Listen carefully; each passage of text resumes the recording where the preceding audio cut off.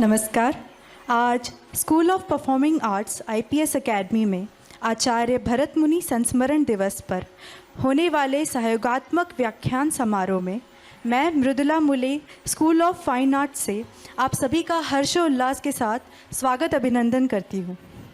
आज का हमारा कार्यक्रम व्याख्यान की श्रृंखला में रखा गया है, जिसके अंतर्गत हमारे समक्ष उपस्थित है डॉक्टर भाग्यश्री जोशी, जो कि संगीत कला की शैली में एक प्रमुख हस्ताक्षर है।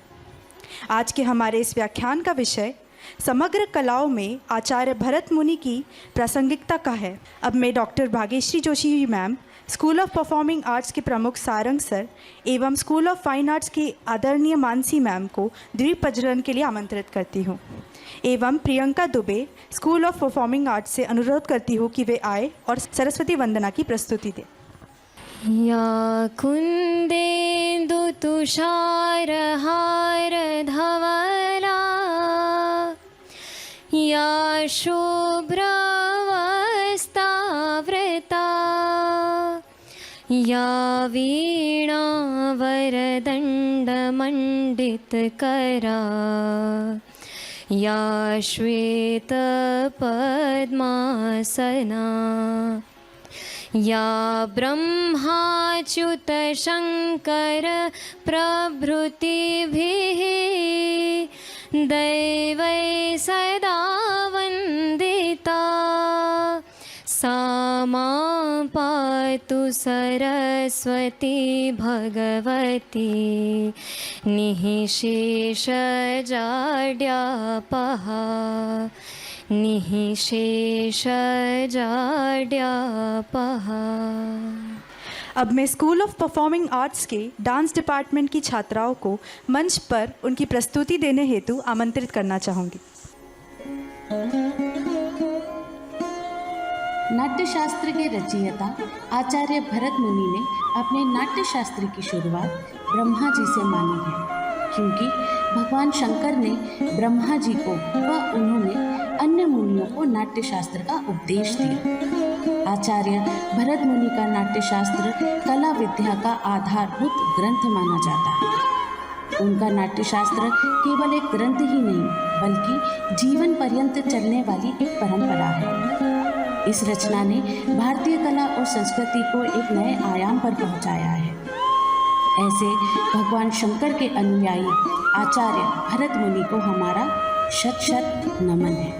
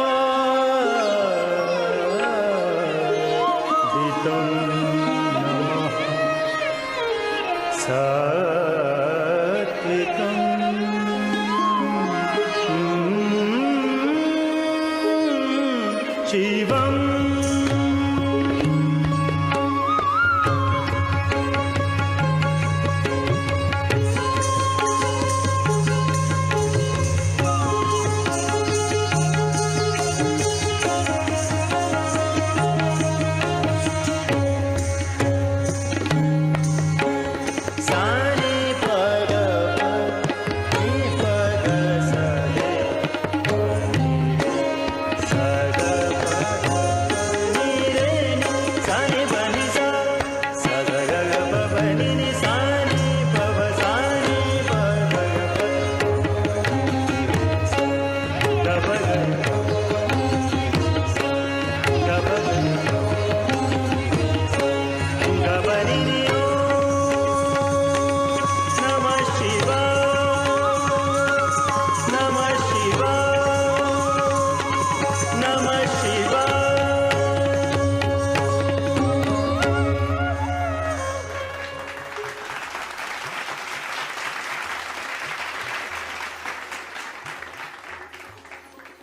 अब मैं मेरे स्कूल ऑफ फाइन आर्ट्स के सहपाठी अनुज खरे को आचार्य भरत मुनि जी के कला जगत में योगदान पर दृष्टि अर्पण करने हेतु आमंत्रित करती हूँ। सभी गुरुजनों को मेरा प्रणाम और सरस्वती माँ के चरणों में मेरा वंदन। नाट्य शास्त्र की बात है और भरत मुनि की बात है, तो मैं शुरुआत करना चाहूँगा एक छोटी सी कहानी से।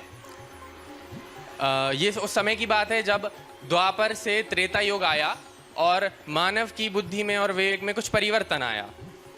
सारे एक समस्या को खड़ी हो गई और सारे राजा मिलकर पहुँचे इंद्र के पास कि मानव की बुद्धि अब वेदों को समझने के समर्थ नहीं रह गई है। वेद पहले भी थे, अब भी हैं, पर हम उस ज्ञान को अर्जन नहीं कर पा रहे हैं। इंद्र ने कहा बात तो सही है, तो वो पहुँचे ब्रह्मा जी के पास। ब्रह्मा जी ने कहा कि वेदों को मैंने बनाया और मनुष्य के लिए बनाया, मनुष्य तक पर अगर यदि ये ज्ञान नहीं पहुँच पा रहा है तो ये तो समस्या है। ब्रह्मा जी पहुँचे शिव जी के पास और शिव जी ने कहा तथास्तु, और जन्म हुआ नाट्य शास्त्र के प्रवर्तक का, यानी भरत मुनि। भरत मुनि के बारे में मैं बहुत ज्ञान दूं या कुछ बात करूं, ये इसकी मेरी पात्रता नहीं है। मेरे बड़े यहाँ पर बैठे हुए हैं। मैं बात करना चाहता हूं उस बारे में, उस प्रश्न के बारे में जो आप सबके मन में यहाँ पर उठ रहा होगा कि भरत मुनि बहुत मानते हैं नाट्य शास्त्र बहुत बड़ा ग्रंथ होगा, पर हमें यहाँ पर क्यों बुलाया है, हम क्या करें, हमारा सिलेबस क्यों बढ़ा दिया। भरत मुनि हमारे किस काम के, हमें टाइम मशीन से जाके पैसे तो पेंटिंग बेचनी नहीं है, हमें यूट्यूब पे वायरल होना है, हमको यहाँ पर इंद्र की सभा में जाकर तो डांस करना नहीं है, वहाँ गाना सुनाना नहीं है। तो आपकी और हमारी जीवन से मैं एक उदाहरण लेना चाहता हूँ कि हमने एक बहुत सुंदर पेंटिंग बनाई और इंस्टा पर अपलोड करी, एक यूट्यूब के लिए रील बनाई और अपलोड करी, और उस पर लाइक आए 4, 2 तुम्हारे घर वालों के। और फिर तुम कहते हो कि आजकल के ज़माने में रियल आर्ट की कोई वैल्यू नहीं है, कुछ भी वायरल हो जाता है। वो एक लड़की अजीब से कपड़े पहन के कुछ भी डालती है और वायरल हो जाता है, कहते हो क्रिंज है। तो जो ये क्रिंज है, संस्कृत में भरत मुनि इसे कहते हैं विभत्स।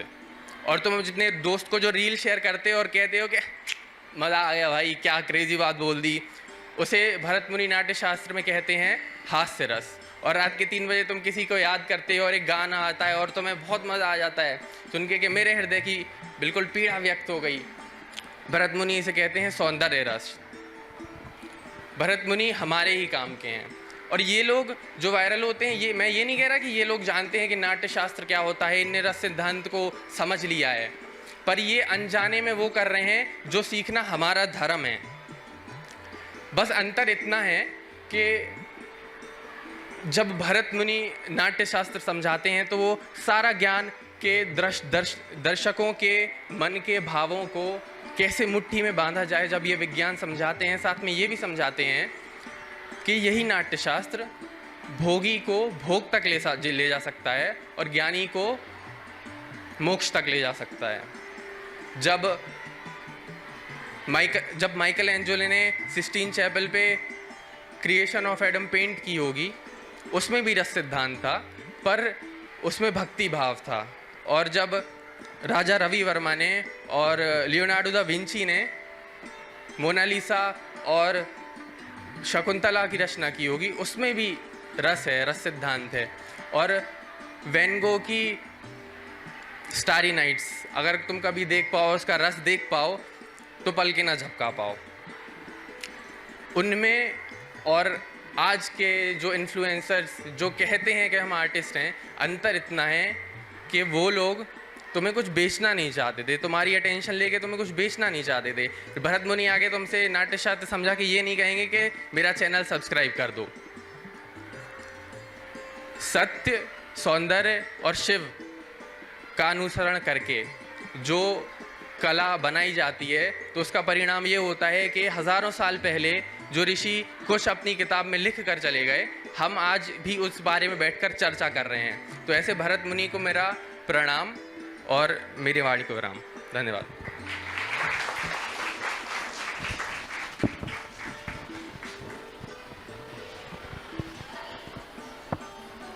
अब मैं हमारे आज के अतिथि श्रीमती डॉक्टर भाग्यश्री जोशी जी का परिचय आप सभी से करना चाहती हूँ। प्रख्यात शास्त्रीय संगीत गायिका एवं अध्यापिका डॉक्टर भाग्यश्री जी जोशी इंदौर शहर की ही नहीं अपितु संगीत जगत में एक प्रमुख हस्ताक्षर है। आपने आपकी प्रारंभिक शिक्षा अपनी माता श्रीमती सुशीला जोशी से ली। 1982 में इंदिरा कला संगीत विश्वविद्यालय खेरागढ़ से आपने मास्टर्स इन म्यूज़िक स्वर्ण पदक में हासिल किया। 1984 में आपने देवी अहिल्या विश्वविद्यालय से कंठ संगीत में एमए किया। 1985 से 1989 तक Kamla Raj girls government post graduate college में आपने संगीत का अध्यापन किया। 1987 से 1997 तक आपने शासकीय कन्या महाविद्यालय उज्जैन एवं 2003 से 2020 तक शासकीय कन्या महाविद्यालय मोती तबेला इंदौर में प्राध्यापिका रह चुकी है। 1999 में आपने देवी अहिल्या विश्वविद्यालय इंदौर से उत्तर हिंदुस्तानी संगीत के विकास क्रम से विष्णुपदों की भूमिका इस विषय पर पीएचडी की उपाधि प्राप्त की।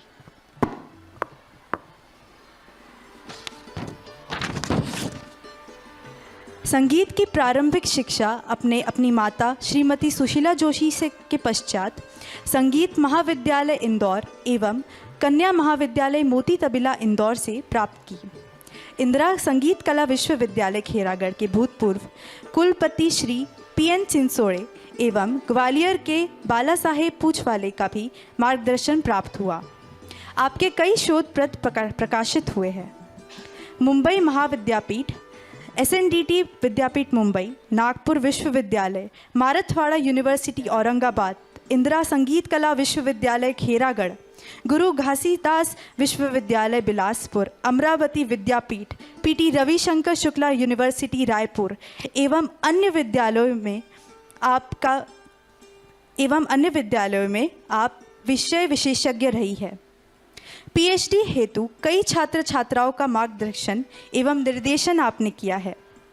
इलाहाबाद विश्वविद्यालय, बरकतुल्ला विश्वविद्यालय भोपाल, जम्मू विश्वविद्यालय, जीवाजी शिव विश्वविद्यालय ग्वालियर, भारत भवन भोपाल, शिवाजी विद्यापीठ कोल्हापुर, दायलबाग विश्वविद्यालय आगरा, एसएनडीटी महिला विश्वविद्यालय मुंबई से आपने विशेष व्याख्यान हेतु आमंत्रित की गई।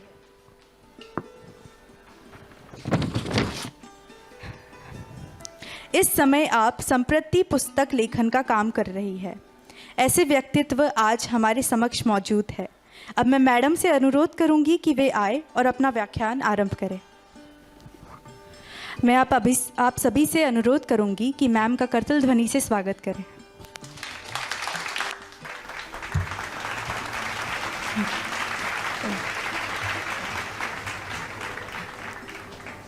बिल्कुल ज़्यादा औपचारिकता ना रखते हुए मैं एकदम व्याख्यान शुरू कर रही हूँ। उसका कारण ये है कि जो विषय बहुत बड़ा है, बहुत विस्तार है। सारी यूनिवर्सिटीज़ के कोर्स में भरत मुनि होते हैं,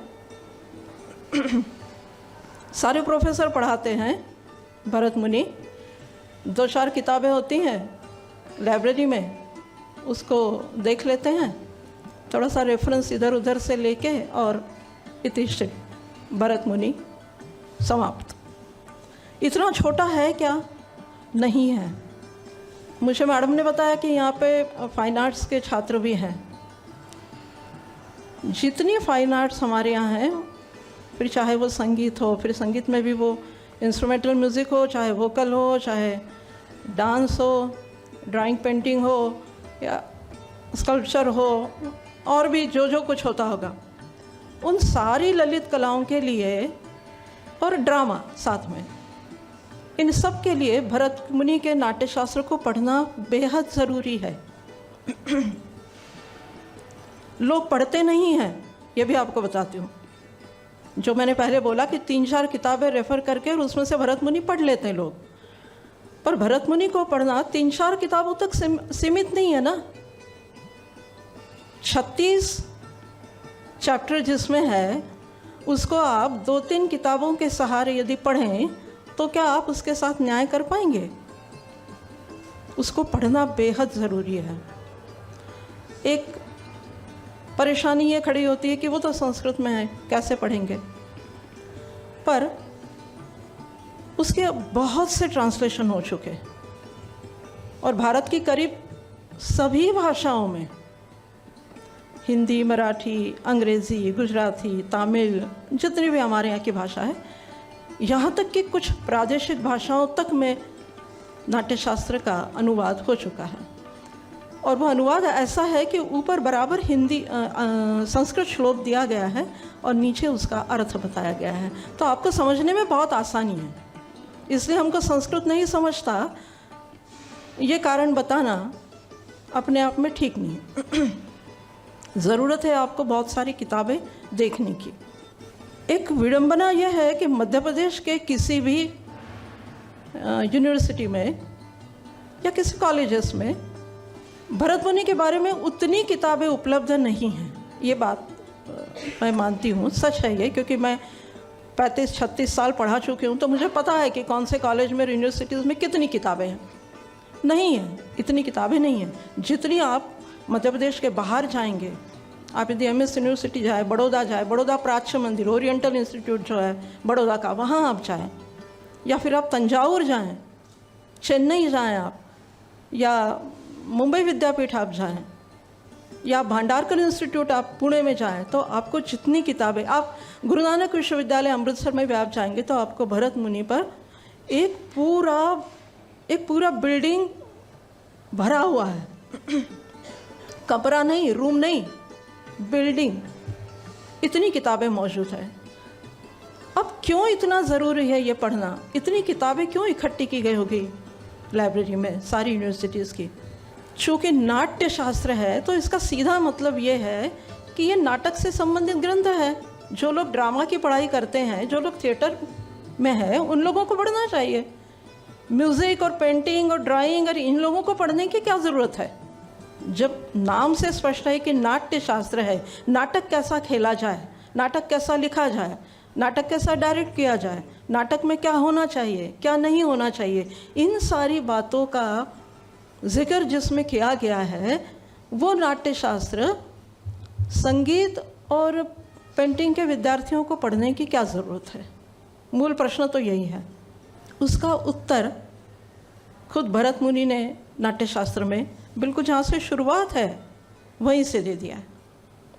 उन्होंने कहा है कि जितनी ललित कलाएं हैं, उन सारी ललित कलाओं के लिए जो चीज़ नाटक में आती है वही चीज़ इन सारी कलाओं में आती है, या इन सब कलाओं में जो सिद्धांत दिए गए हैं वही नाटक में लिए जाते हैं। इसलिए ये दोनों एक दूसरे पर डिपेंड है, इसलिए उसको पढ़ना ज़रूरी है। वो कहते हैं नाटक पूर्ण कला है और उसकी जो दूसरी, उसकी जो आश्रित कला है वो संगीत और पेंटिंग है। और इसको समझाने के लिए भरत मुनि ने उन 36 अध्यायों का नाट्यशास्त्र लिखा। जो अभी एक विद्यार्थी बोल के गया ना पहले, उसने आपको प्रारंभिक भूमिका बता दी है, इसलिए मैं उस तरफ नहीं जाऊंगी। अब वो कैसा लिखा गया, कुछ लोग उसके 37 अध्याय मानते हैं, 37 चैप्टर है, कुछ लोग ऐसा कहते हैं, कुछ कहते हैं नहीं 36 है। पर ओरिजिनल जो स्क्रिप्ट है वो 2 भागों में है नाट्यशास्त्र की। भरत मुनि ने 2 उसके खुद ही हिस्से बनाए। उसको एक को कहते हैं षट साहस्त्री संहिता, 6000 श्लोकों का नाट्यशास्त्र, और दूसरा है 12000 श्लोकों का नाट्यशास्त्र। 12000 वाला जो नाट्यशास्त्र है वो आज उपलब्ध नहीं, शताब्दियों से ही उपलब्ध नहीं है वो, आज ही ऐसा नहीं, क्योंकि 6000 श्लोकों वाले नाट्यशास्त्र पर जब कमेंट्री लिखी गई तब वो अभिनव गुप्त ने लिखी। अभिनव भारती, डांस वाले विद्यार्थी कोई हैं तो वो जानते होंगे अभिनव भारती को, है ना। पर केवल डांस वाले लोगों के लिए नहीं, म्यूज़िक वाले लोगों को भी उसको पढ़ना चाहिए। तो सबसे एक्यूरेट सबसे सटीक, जिसको आप हिंदी में कहते हैं, वो कमेंट्री अभिनव भारती है, जो नाट्य शास्त्र पे लिखी गई। मतलब नाट्य शास्त्र को समझाया गया कि क्या है नाट्य शास्त्र, भरत मुनि ने क्या लिखा है, ये जिसमें समझाया गया वो चीज़ अभिनव भारती है। ऐसे हमारे यहाँ बहुत से पुरानी किताबें जो हैं उन पर ऐसे कमेंट्री लिखी गई हैं, और ये बहुत अच्छी परंपरा है। शारंगदेव के रत्नाकर पे भी लिखी गई, बहुत से ग्रंथों पे लिखी गई, तो नाट्य शास्त्र में सबसे ज़्यादा लिखी गई। मतलब इतने लोगों ने समझाया, समझा कर थक गए, और अभी भी समझा ही रहे हैं, और आज भी हम समझ ही रहे हैं उसको। इतना उस ग्रंथ में लिखा गया है। श्लोक, कारिका, ये सारे नाट्यशास्त्र के शब्द हैं। इनका अर्थ होता है कौन सी स्टाइल में वो लिखा गया है। पर उन सब बातों को, वो बड़ा ही डिटेल है, उसको आप छोड़ भी दें तो भी आपको इतना समझ में आ जाना चाहिए कि भरत का नाट्यशास्त्र गीता की तरह, भगवत गीता की तरह क्वेश्चन आंसर के रूप में लिखा गया एक बहुत बड़ा ग्रंथ है। बहुत सारे ऋषि मुनि हैं जिन्होंने अपनी अपनी आशंकाएं नाट्य के विषय में पूछी, और उसका उत्तर भरत मुनि ने दिया। इसलिए जैसे आप बार बार गीता में कहते हैं ना, भगवान उवाच, अर्जुन उवाच, मतलब भगवान कह रहे हैं, अर्जुन कह रहे हैं, अर्जुन पूछ रहे हैं, भगवान उत्तर दे रहे हैं। ये जो प्रक्रिया है वो के वही नाट्यशास्त्र में अपनाई गई है कि बार बार कोई ऋषि मुनि उनसे प्रश्न पूछते हैं और उसका उत्तर भरत मुनि देते हैं। तो ऐसे प्रश्न उत्तर के रूप में वो पूरा 36 अध्यायों का नाट्यशास्त्र लिखा गया। अब नाट्यशास्त्र लिखने के लिए भरत ने जिन 36 अध्यायों को बांटा है, उसमें इन चारों कलाओं माने नाट्य, कंठ यानी स्वरगत, और वाद्य यानी आतोद्य उसको कहा है उसने, और नर्तन, और फिर अंत में चित्रकला, ऐसे सब उसने अध्याय जोड़ दिए हैं। और उनकी संख्या है 28 से लेके, कोई लोग 32 तक मानते हैं, कोई लोग 33 तक मानते हैं।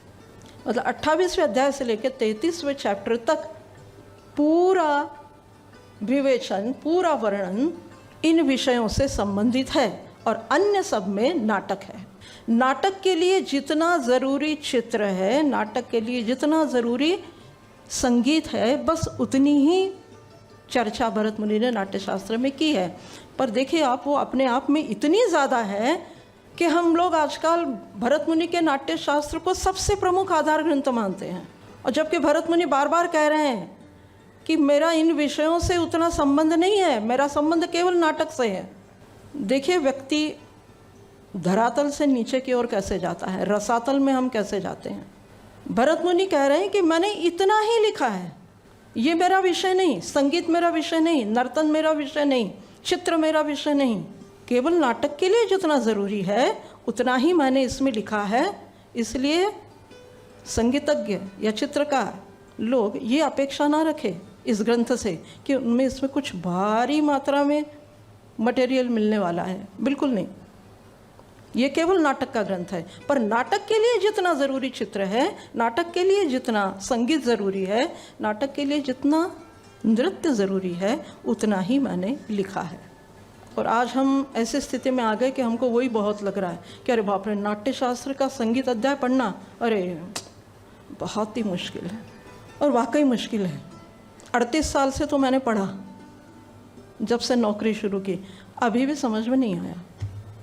ऐसा थोड़ा थोड़ा समझना अलग बात है, जिसको हिंदी में कहते हैं ना कि बिल्कुल धरती से लेकर शिखर तक पहुंचना पढ़ते पढ़ते, वो अभी भी नहीं हासिल हुआ। इतना कुछ उसमें दिया गया है। अब लोगों की एक शंका रहती है कि क्या एक ही भरत ने इतना बड़ा ग्रंथ लिख डाला, 12,000 श्लोकों का, अपनी एक ही जिंदगी में इतना बड़ा ग्रंथ एक ही व्यक्ति ने लिखा। कुछ लोग इसको मानते हैं, वो कहते हैं हाँ, पुराने लोगों की लाइफलाइन बहुत बड़ी रहती थी, तो शायद उन्होंने लिखा होगा, है ना। 126 या 125 कोई कहते हैं कि साल में तो कृष्ण की मृत्यु हुई, तो भरत मुनि के भी शायद उसके पहले और हुई होगी आयु। तो इसलिए कुछ लोग मानते हैं कि हाँ भरत मुनि ने ही लिखा है। कुछ लोग ये कहते हैं कि नहीं, भरत मुनि के जो शिष्य हैं जिनकी संख्या सैकड़ों से ज़्यादा है, उन लोगों ने थोड़ा थोड़ा हर एक ने अपना कंट्रीब्यूशन उसमें दिया है और इस तरह से नाट्यशास्त्र बना है। फिर लोगों की एक और शंका होती कि ये भरत मुनि कौन है। भरत ने खुद ने नाट्यशास्त्र के 35वें अध्याय में ये लिखा है। आप यदि नाट्यशास्त्र उठा के पढ़ेंगे तो उसमें देख लीजिए, उसने ये लिखा है कि मेरे 100 पुत्र हैं और मेरे 100 पुत्रों का योगदान इस नाट्य का प्रयोग करने में, माने जो नाटक स्टेज पर खेला जाता है उसके संदर्भ में वो लिख रहा है कि मेरे इन 100 पुत्रों का उस नाटक को खेलने में योगदान है। अब कुछ लोग ये कहते हैं कि ये 100 पुत्र जो है ना, ये पुत्रवत शिष्य हैं। अपने शिष्यों को अपने पुत्र के समान मानना।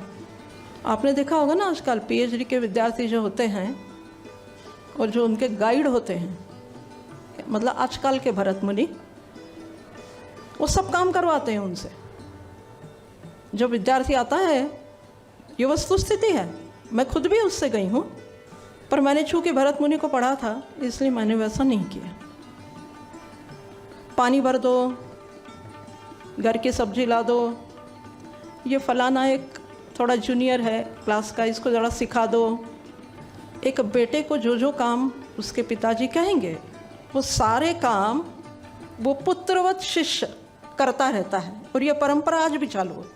फिर उसको तकलीफ़ देना, उसने काम नहीं किया तो ये भी है। तो इसलिए कुछ लोग ये कहते हैं कि ये परंपरा बहुत लंबी है, कोई हमने नहीं चालू की, ऐसा करके अपना बचाव करते हैं। पर आप ये समझिए कि कहाँ भरत मुनि, कहाँ सामान्य से प्रोफेसर, कहाँ हम सामान्य विद्यार्थी और कहाँ वो ऋषि मुनि पहले ही पहुँचे हुए हैं वो विद्यार्थी भरत मुनि के। बहुत बड़ा अंतर है। इसलिए उस स्थिति को समझने के लिए नाट्यशास्त्र को ज़रूर पढ़ना चाहिए। इसलिए कुछ लोग मानते हैं कि जो पुत्रवत शिष्य हैं भरत के 100, उन 100 शिष्यों का योगदान इस नाट्यशास्त्र को लिखने में है और ये एक भरत परंपरा है। पहला भरत, उसका शिष्य भरत, उसका पुत्र भरत, उसका शिष्य भरत, फिर उसका शिष्य भरत, ऐसे ये लंबी परंपरा चल रही है, एक के पीछे एक, एक के पीछे एक। ये उनके पुत्र नहीं हैं, ये उनकी परंपरा है। पुत्रवत शिष्यों की परंपरा से नाट्यशास्त्र को लिखा गया, ऐसा कुछ लोग मानते हैं। और कुछ लोग ये कहते हैं कि नहीं, एक ही व्यक्ति है भरत मुनि और जिसने ये सारा लिखा है और लिख सकता है, क्योंकि उस ज़माने में सामान्य व्यक्ति की आयु बहुत लंबी होती थी। ये दो उसमें कारण दी जाते हैं। अब फिर एक दूसरा झगड़ा वहाँ पर शुरू होता है कि हमारे यहाँ तो बहुत से भरत हैं। सर्वसामान्यों को जो मालूम है वो राम के भाई दशरथ के पुत्र, कैकेयी के पुत्र भरत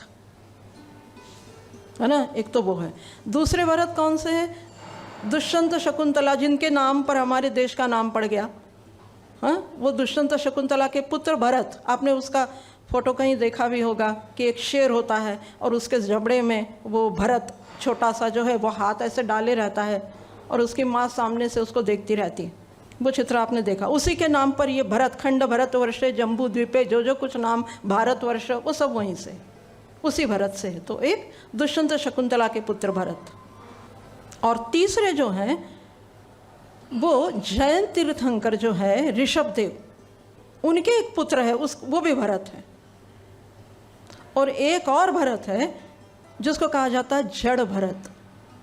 अब जड़ भरत का मतलब वो साधु है, बैरागी है, सन्यासी है। जड़ बुद्धि आप समझते हो ना, किसको कहते हैं? जड़ बुद्धि।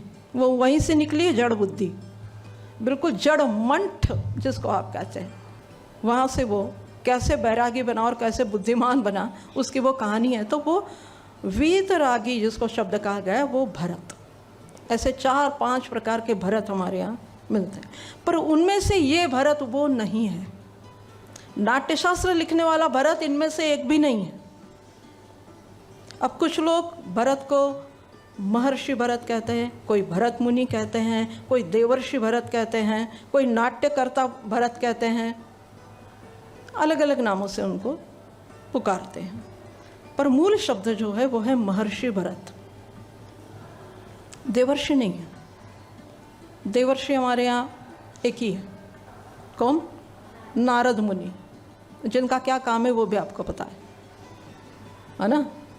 वो भी विद्वान है, बहुत बड़े विद्वान है वो, संगीत कला के भी। पर महर्षि जो है, महर्षि का मतलब होता है जो ज्ञान शास्त्र परंपरा को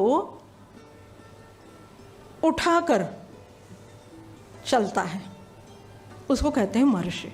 वो तो भरत ने क्या उठाया? भरत ने नाट्य का शास्त्र अपने सिर पर उठाया, इसलिए उसको कहा गया कि महर्षि। महद ऋषि उसका, यदि आप उसको विच्छेद करें उसका, तो वो है महद ऋषि, माने बहुत बड़ा ऋषि जो शास्त्र को समझता है, जो शास्त्र को अपने साथ ही लेकर चलता है। जो बहुत विद्वान व्यक्ति होते हैं ना, वो हर बात पे आपको रेफरेंस देते हैं, ऐसा इसलिए है, उसमें ऐसा कहा है। तो जो शास्त्र लेकर घूमते हैं वो महर्षि, वो भरत मुनि है। जो पूरे नाट्यकार ललित कला का शास्त्र 24 आवर्स अपने दिल में और दिमाग में लेकर चलते हैं, वो भरत मुनि, वो महर्षि भरत। उनके लिए एक संस्कृत में एक डिक्शनरी है, और वो बड़ी प्रसिद्ध डिक्शनरी है। संस्कृत वाले लोग और अन्य लोग भी उसको बहुत प्रयोग करते हैं, अंग्रेज़ी वाले लोग भी बहुत प्रयोग करते हैं। उसमें उस भरत शब्द के पीछे कितने दूसरे शब्द हैं, उस पर से ये दिखाया गया कि भरत कितने महान व्यक्ति हैं, नाट्यशास्त्र कितना उपयोगी है, नाट्यशास्त्र कितना ऑथेंटिक है। तो उसमें 4-5 शब्द मैं आपको बता देती हूँ। एक शब्द उसमें आया है भाणक, और भाणक का अर्थ होता है घोषणा करने वाला। जिसने नाटक का शास्त्र समझाने की घोषणा की, वो भाणक माने भरत। दूसरा है भानु, उसका सीधा अर्थ आप समझते हो सूर्य। मैं आपको एक बात और स्पष्ट कर दूं, जिसको नींद आ रही है, जो बैठे हुए ना, इसमें से जिसको नींद आ रही है कृपया सो जाएं। ये एक औषधि है। गोली लेने से लोग बहुत लेते हैं गोलियां नींद की, नींद नहीं आती इसलिए। नाट्यशास्त्र सुनिए, नींद आ जाएगी, कोई टैबलेट लेने की ज़रूरत, क्योंकि वो अपने आप में क्लिष्ट है। मैंने पहले ही आपको बताया, वो समझना कठिन है। इसलिए जिसको नींद आ रही है वो बिल्कुल सो जाए। कोई ज़रूरी नहीं है इतना ये समझने कि अरे मैडम सामने खड़ी हैं, बोल रही हैं, कैसे सोएं। सो जाइए। आप जब उठेंगे तो बिल्कुल भरत आपके पूरे दिमाग में वैसा ही रहेगा जैसे मैं बोल रही हूँ। तो एक अक्षर उसमें दिया है भानु। भानु का सीधा अर्थ आप लगाते हैं सूर्य, पर जो दिन का सौंदर्य है उसका एक अर्थ है सौंदर्य। दिन का सौंदर्य क्या है? सूर्य। यदि सूर्य आया ही नहीं तो दिन का काय का सौंदर्य दिखेगा? अंधकार है फिर तो। इसलिए भानु का एक अर्थ होता है सौंदर्य, और सौंदर्य जो शास्त्र का सौंदर्य या शास्त्र का तेज या शास्त्र का प्रकाश या ज्ञान का प्रकाश आपके सामने लाएं, वो भानु, वो माने भरत। ये उसका अर्थ है। एक और शब्द उसमें दिया गया भार। भार माने बोझा, वजन, वेट। जो सब कुछ अपने सिर पे भार, या जो कुछ बहुत परिश्रम करता है, बहुत श्रम करता है, जो सब कुछ ज्ञान का भार अपने सर पर लाद के चलता है, वो भार माने भरत मुनि, जिसने नाट्य का भार अपने सिर पर धारण कर लिया। एक और शब्द उसमें आता है भारती। भारती का सीधा अर्थ होता है भारत देश, और संस्कृत अर्थ उसका होता है सरस्वती। भारती माने सरस्वती। एक अर्थ होता है वाणी, मतलब बोलना, और एक अर्थ होता है भारती का भाषण देना, जो मैं अभी कर रही हूँ। जिसने नाट्य के संबंध में भाषण शताब्दियों तक दिया, वो माने भरत। या जो व्यक्ति निरंतर नाट्यशास्त्र का या नाट्यशास्त्र के ऊपर लेक्चर्स दे रहा है, वो भी भरत। इन सबको भरत कहा जाता है। आप सब भरत हैं। आगे आया है वो भी शब्द। फिर उसके बाद में उन्होंने कहा, एक शब्द और बताया, वो है भगिन। ये सारे संस्कृत शब्द हैं। और भगिन का अर्थ होता है जो ज्ञान, वैभव, संपदा, इन सब से, और श्री माने संपत्ति, प्रॉपर्टी, आपके जो एसेट्स हैं वो, इन सब का जो मालिक है वो भगिन माने भरत। भरत किसका मालिक है?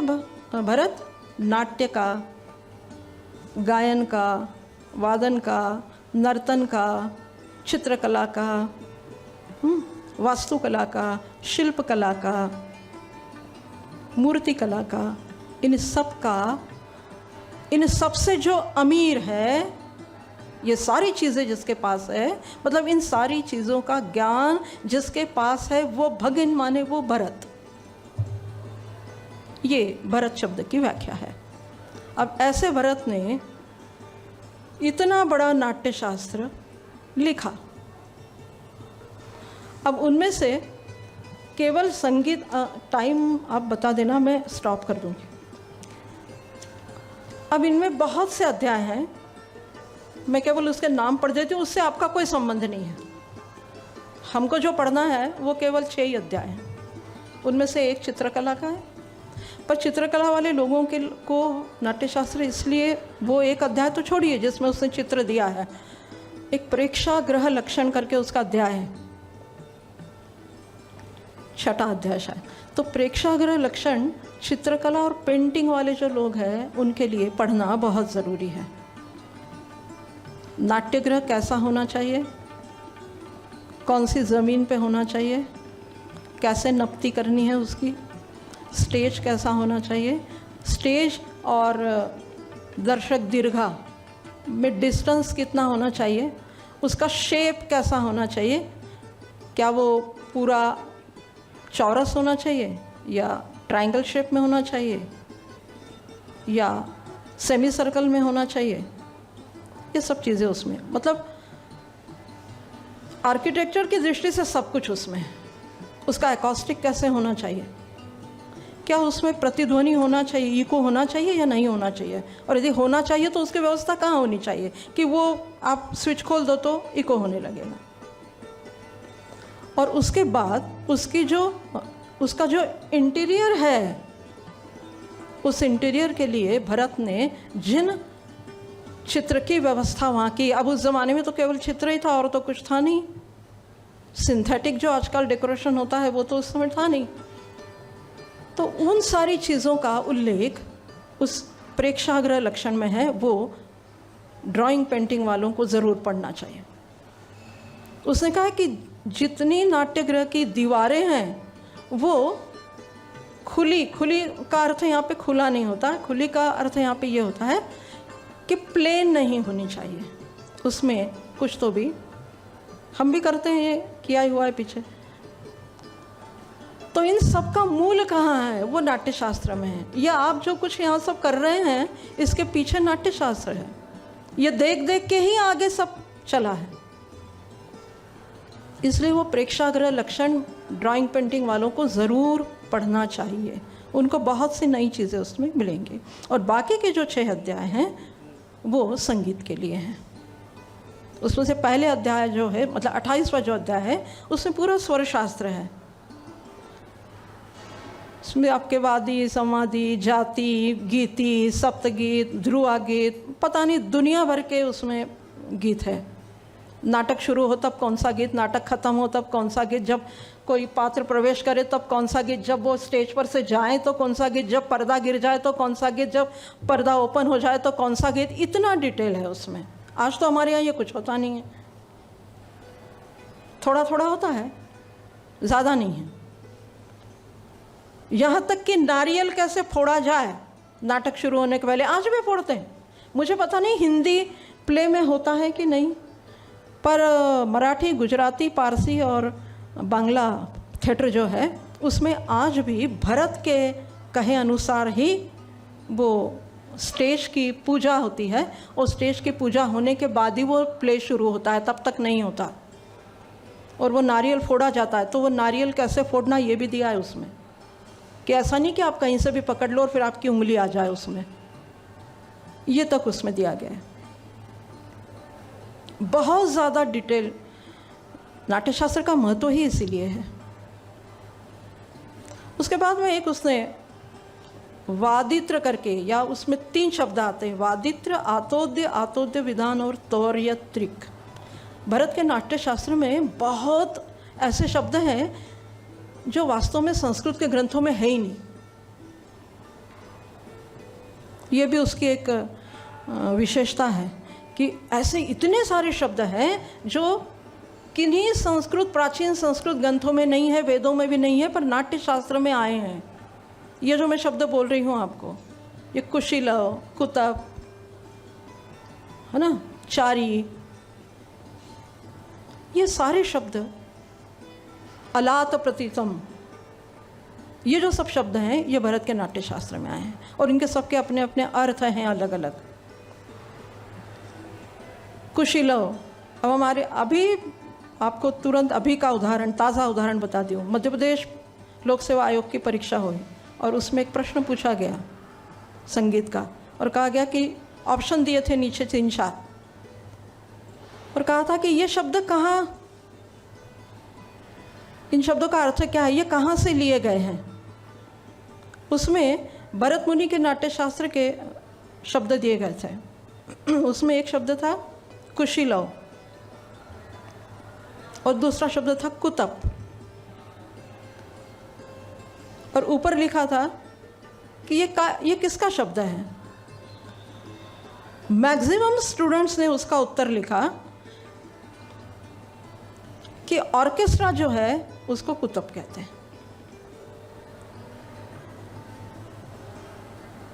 गलत उत्तर हो गया, और फिर वो जब गलत दिया गया तब विद्यार्थियों ने ऑब्जेक्शन लिया, कोर्ट में रीट दायर की कि हमने तो बराबर उत्तर लिखा था और हमारा ये गलत, हमारी ORS शीट जो है वो गलत चेक हुई।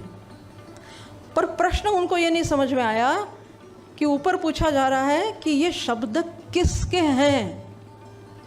कुतप माने वाद्य वृंद, ये सारी दुनिया को पता है जो कुछ नाट्यशास्त्र को जानते हैं कि कुतप माने वाद्य वृंद, ऑर्केस्ट्रा जिसको आजकल की भाषा में कहते हैं। और उनका वो उत्तर गलत हो गया। उनको ये लिखना था कि ये नाट्यशास्त्र का शब्द है। इतनी सी गलती में वो माइनस मार्किंग में चला गया और विद्यार्थी फेल हो गया। इसलिए भरत के नाट्यशास्त्र के जो ऐसे शब्द हैं वो बहुत ध्यान दे के पढ़ना चाहिए। ये सब नए शब्द हैं। इस संस्कृत में आपको बाद में वो संस्कृत में ले लिए गए, पर भरत ने इन शब्दों को बहुत ज़्यादा महत्व दिया और वो अपने नाट्यशास्त्र में उसने प्रयोग की। अब एक और चीज़ आपको बता देती हूँ कि राग जो शब्द है आपका, बहुत से लोगों का यह कहना है कि भरत के नाट्यशास्त्र में राग नहीं है। हाँ, नहीं है। राग नाम भरत के नाट्यशास्त्र में नहीं है। संगीत के विद्यार्थी पूछते हैं फिर ऐसा कैसे, फिर क्या का नाट्यशास्त्र का महत्व जब राग का नाम भी नहीं है उसमें। भरत ने राग का नाम नहीं दिया। आजकल के जो लोग हैं वो कहते हैं कि नहीं, जाति जो है ना, कॉलेज के प्रोफेसर ऐसा पढ़ाते हैं। विद्यार्थी ने यदि पूछ लिया कि जाति और राग तो एक ही है ना, तो कहते हैं हाँ एक ही है।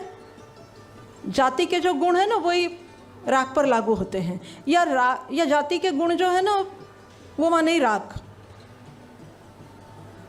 पर ऐसा नहीं है। जाति से राग निकले हैं ये ठीक है, पर कैसे निकले, तो जाति के जो गुणधर्म हैं उनमें बहुत ज़्यादा विकृति निर्माण कर दी गई। किसी एक चीज़ को विकृत करना माने तोड़ मरोड़ करना। तो जाति के जो गुणधर्म हैं उनको बहुत ज़्यादा तोड़ मरोड़ दिया, और उससे जो नई चीज़ बन गई उसको उन्होंने कह दिया ये राग है। मतलब आप जो आज गा रहे हैं ना सब राग, ये बेहद मिक्सचर चीज़ है, ये बिल्कुल प्योर फॉर्म नहीं। अब हमने उसको प्योर कर दिया, पर आप नाट्यशास्त्र की दृष्टि से देखें तो ये प्योर फॉर्म नहीं है। ये जाति को विकृत करके, जाति के जो नियम हैं उनको अपने हिसाब से तोड़ मरोड़ के बना दिया। जैसे आप श्रीखंड बनाते, अरे मूल तो दही है, अब उस दही को टांग दिया आपने, वो जो कुछ निकला उससे भी आपका समाधान नहीं हुआ तो शक्कर मिला दी, उससे भी आपका समाधान नहीं हुआ तो ड्राई फ्रूट्स मिला दिए, उससे भी समाधान नहीं हुआ तो केसर की डब्बी घोल दी उसमें, उससे भी समाधान नहीं हुआ तो ठंडा कर दिया, उससे भी समाधान नहीं हुआ तो उसके साथ पूड़ी बना दी और फिर सामने रख दी कि ये लो श्रीखंड पूरी। अब मूल चीज़ तो दही है, वही है नाट्यशास्त्र। नाट्यशास्त्र के जितने नियम हैं उन सब को भारी तोड़ मरोड़ के, कि जो अपने को नहीं समझ में आ रहा है ना उसका इंटरप्रिटेशन अपने हिसाब से करके सर्व कर दो, ये चीज़ हो गई है। और इसलिए हम नाट्यशास्त्र का इम्पोर्टेंस दिनों दिन ख़त्म करते जा रहे हैं, वो नहीं होना चाहिए ख़त्म। मूल चीज़ जो है वो यदि आप पढ़ें तो आपको ज़्यादा समझ में आएगा। इसलिए नाट्यशास्त्र के जो 6 अध्याय हैं वो आपको हो गया टाइम? नहीं, आप, मैं बोल रही हूँ आपका जो फिक्स टाइम है वो बताइए, मैं ख़त्म कर दूँगी तुरंत। तो इसलिए आपको उसके तह तक जाना पड़ेगा। जैसे आजकल हम लोग कहते हैं ना, डांस वाले जो लोग हैं वो एक ही परिभाषा पढ़ाते हैं। नाच मतलब नर्तन के 2 भेद होते हैं, एक नृत्य होता है, एक नृत्य होता है। नृत्य है ही नहीं, वास्तव में नृत्य ही है। और नृत्य का मतलब होता है जिसमें डांस के लिए जो लैंग्वेज फिक्स की गई है, ऐसा भरत कहता है हाँ, कि नृत्य माने नर्तन के लिए, डांस के लिए जो लैंग्वेज फिक्स की गई है बस उतनी ही यहाँ नाचना। अब हम क्या करते हैं? हम नृत्य करते हैं।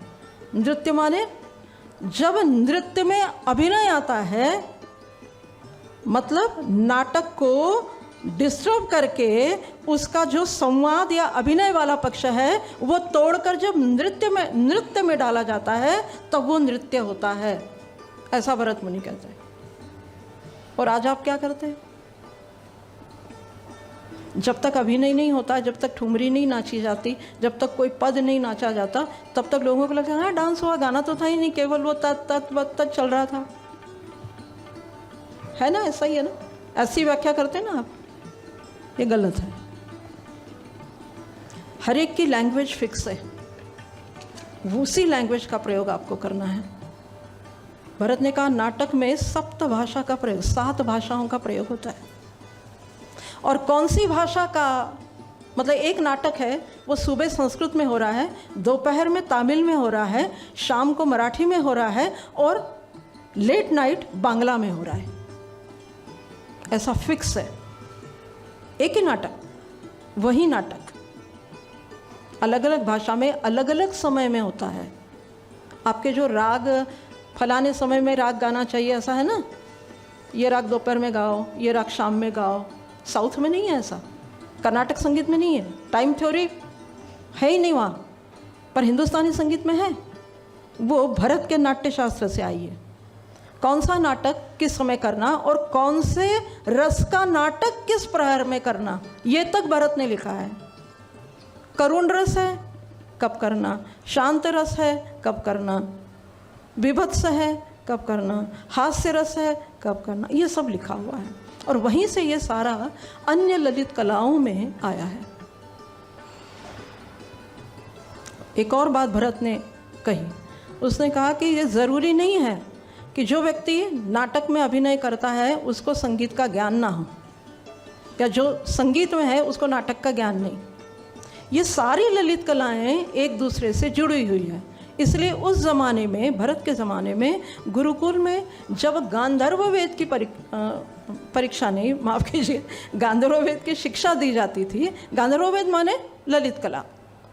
अब ललित कला, आजकल हम तो ललित कला का अर्थ ही कुछ अलग लगाते हैं, पर उस समय ऐसा था कि यदि आपका मुख्य विषय ड्रामा है तो भी आपको संगीत सीखना है, तो भी आपको चित्रकला सीखनी है। आपका मुख्य विषय चित्रकला है तो भी आपको गायन सीखना है, नर्तन सीखना है, ड्रामा भी सीखना है। यदि आपका वादन है तो भी आपको गायन सीखना है, नर्तन सीखना है, चित्र सीखना है, शिल्प सीखना है। तमिल में एक ग्रंथ है शिल्पाधिकारम। उस शिल्पाधिकारम में ये एक बार फिर से रिपीट हुआ है। इसीलिए भरत के जो शिष्य हैं वो सारे ऋषि मुनि हैं और हम कुछ नहीं हैं। हम नाट्य शास्त्र को पढ़ने के लिए लेक्चर अरेंज करने पड़ते कि नाट्य शास्त्र को कैसे पढ़ा जाए। इसलिए आप सब लोगों को ये नाट्य शास्त्र पढ़ना बहुत ज़रूरी है। आप ये कह के पल्ला नहीं झाड़ सकते कि हम तो ड्रामा के छात्र हैं, हमारा क्या संबंध है, हम तो चित्रकला के विद्यार्थी हैं, हमारा क्या संबंध है। अरे ड्रामा में इन सब चीज़ों की ज़रूरत होती ना। कर्टन्स बनाने पड़ते हैं, कोई बगीचा दिखाना है नाटक में, जो भी उसका सब्जेक्ट है नाटक का, उसकी स्टोरी जो है उससे संबंधित जो कुछ प्रसंग है वो आपको पीछे कर्टन पर दिखाना है, तो उसके लिए चित्र तो आना चाहिए। अरे सीधी रेखा तो खींचती आनी चाहिए। इसलिए उसने कहा कि ये सब आपस में संबंधित है और आपको ये सब आना चाहिए। आप ये कह कर नहीं टाल सकते कि हम तो संगीत के विद्यार्थी हैं, चित्रकला से क्या संबंध, हम क्या करेंगे उसको पढ़ के।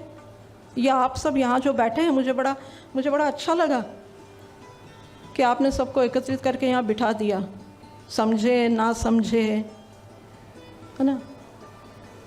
भले ही ना समझे कोई चीज़, कभी ना कभी शायद वो कब काम आ जाए आपके, ये आप कह नहीं सकते। और शायद ये माहौल आपको उस समय याद आ जाएगा कि नहीं, वो वहाँ आईपीएस में उस हॉल में ऐसे सुना था, कभी तो भी ऐसा कहा गया था, शायद उसमें शायद लग सकता है, पर सुना था। इसलिए आपको ये सारे अध्याय 28 से लेके 33 तक के पढ़ना बेहद ज़रूरी है। डांस वालों के लिए 5वां अध्याय जो है तांडव लक्षण, वो पढ़ना बहुत ज़रूरी है। और बाकी के जो सारे अध्याय हैं वो संगीत वालों के लिए ज़रूरी है। जो ड्रामा के छात्र हैं उनको तो पूरा ही पढ़ना है, क्योंकि तो है ही ड्रामा का ग्रंथ, नाटक का ही है, तो उनको तो वो सब पढ़ना ज़रूरी है।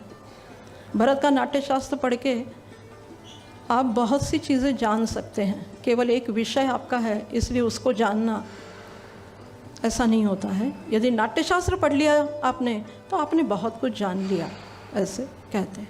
और आखिर में भरत ने ये कहा कि अब ये नाटक क्यों ज़रूरी है, ये नाट्य शास्त्र पढ़ना क्यों ज़रूरी है।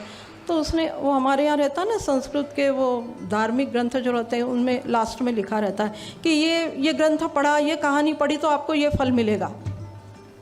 सत्यनारायण की कथा की तो उसका फल ये, ऐसा पढ़ते हैं ना।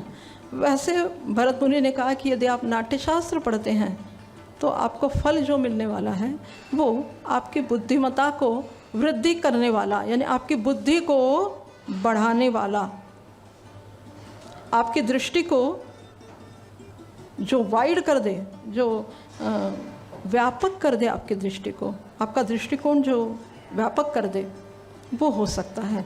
और दृष्टि यदि आपकी व्यापक होती है, विस्तीर्ण होती है, बड़ी होती है, तो नेचुरली आपका जो माइंडसेट है वो भी बहुत सी चीज़ें सोचने के लिए प्रवृत्त हो सकता है। अभी आपका जो ब्रेन है ना वो निद्रावस्था में, उसका आधा ही हिस्सा चालू है। 90 में से 5% चालू है, 95% सोया हुआ। नाट्य शास्त्र आप पढ़ें तो शायद वो उससे वो खुल सकता है, ऐसा भरत मुनि का कहना है। और इसलिए उसने उस नाट्य शास्त्र की पूरी रचना की है। इसलिए मेरा फिर से आग्रह है आपसे कि भरत मुनि के नाट्य शास्त्र को ज़रूर पढ़िए। जितना कोर्स में है उतना तो पढ़िए, पढ़ाई ख़त्म होने के बाद पढ़िए नाट्य शास्त्र को, अभी उतना ही पढ़िए जितना है। जब कभी समय मिले तब नाट्य शास्त्र को ज़रूर पढ़िए, हो सकता है वो आपके लाइफ में कहीं ना कहीं आपको काम आ जाए, कहीं ना कहीं वो आपके दृष्टि को, आपकी बुद्धि को, आपकी समझ को और ज़्यादा विकसित करने में सहायक हो सकता है। इतना कहकर विराम देती हूँ। यदि आप लोग बहुत ज़्यादा परेशान हो गए हो नाट्य शास्त्र से तो उसको यहीं छोड़ दीजिए इसी हॉल में और फिर बाहर जाइएगा। धन्यवाद।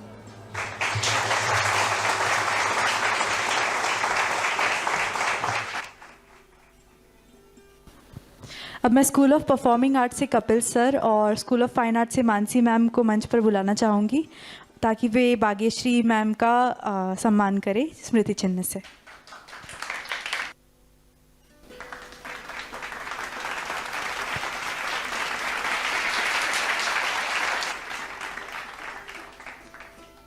सर्वप्रथम हम सभी आभारी हैं डॉक्टर भाग्यश्री जोशी मैडम के।